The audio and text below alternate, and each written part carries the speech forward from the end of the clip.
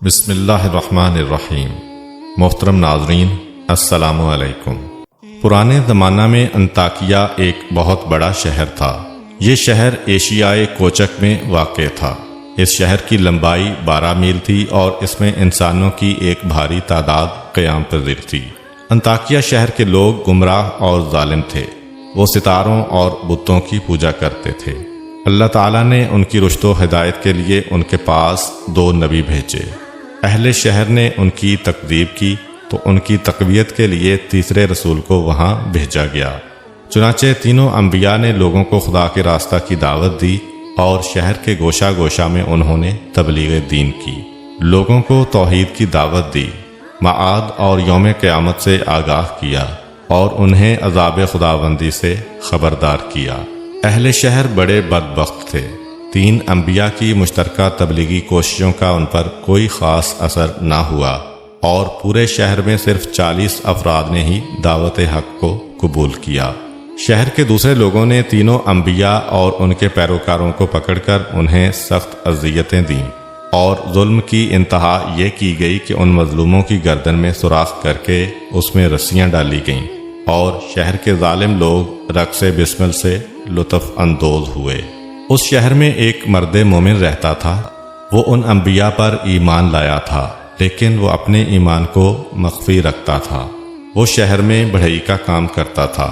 اسے جو مزدوری ملتی تھی وہ اس کو 2 حصوں میں تقسیم کرتا تھا۔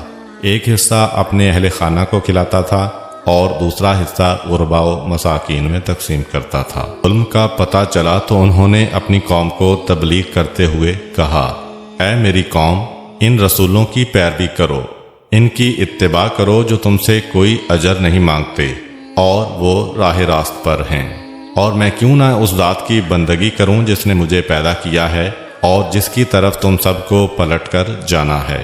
کیا میں اس ذات کے علاوہ کسی کو معبود بناؤں؟ جبکہ اگر خدائے رحمان مجھے ضرر پہنچانے کا ارادہ کر لے تو ان کی شفاعت مجھے کوئی فائدہ نہیں دے سکتی اور نہ وہ مجھے چھڑا سکتے ہیں۔ تب تو میں صریح گمراہی میں مبتلا ہو جاؤں گا۔ میں تو تمہارے پروردگار پر ایمان لے آیا ہوں، لہٰذا میری بات سن لو۔ کیا میں اسے چھوڑ کر دوسرے معبود بنا لوں؟ حالانکہ اگر خدائے رحمان مجھے کوئی نقصان پہنچانا چاہے تو نہ ان کی شفاعت میرے کسی کام آ سکتی ہے اور نہ وہ مجھے چھڑا ہی سکتے ہیں۔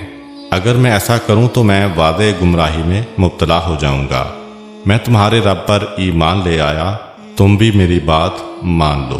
لیکن ظالم لوگوں نے ان کی بات پر کان نہ دھرے اور ان کی نصیحت سن کر خواب غفلت سے بیدار نہ ہوئے، بلکہ ظالم درندے یکدم اس پر ٹوٹ پڑے اور بیچارے کو اتنا مارا کہ اس کی آنتیں باہر نکل آئیں۔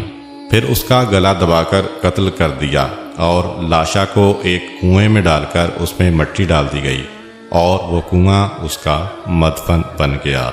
بعض روایات کے مطابق ظالموں نے اسے پکڑ کر آری سے 2 حصوں میں تقسیم کیا تھا۔ ایک اور روایت میں مذکور ہے کہ لوگوں نے اس کی گردن میں سوراخ کیا اور اس میں رسی ڈالی اور پھر اسے صلیب پر چڑھا دیا، جہاں اس کی موت واقع ہوئی۔ حبیب النجار کو موت سے قبل انبیاء دکھائی دیے تو اس نے یہ آخری الفاظ کہے، میں تمہارے رب پر ایمان لایا ہوں، میرے گواہ رہنا۔ اس کے بعد اس کی روح قبض عنصری سے پرواز کر گئی۔